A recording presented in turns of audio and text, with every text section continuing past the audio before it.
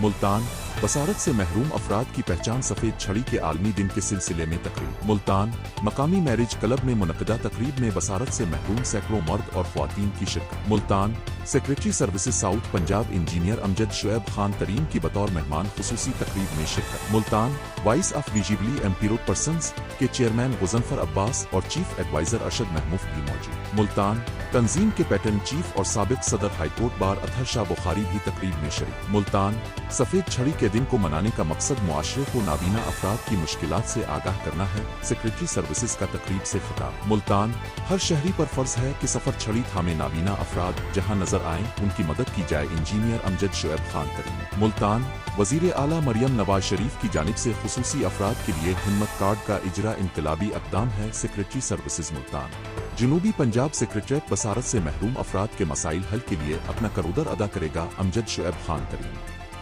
Multan technology کے اس دور میں نابینا افراد کی مدد کے لیے سمارٹ شوز اور ڈیجیٹل اسٹک تیار کر لیے گئے ہیں سیکریٹری سروسز ملتان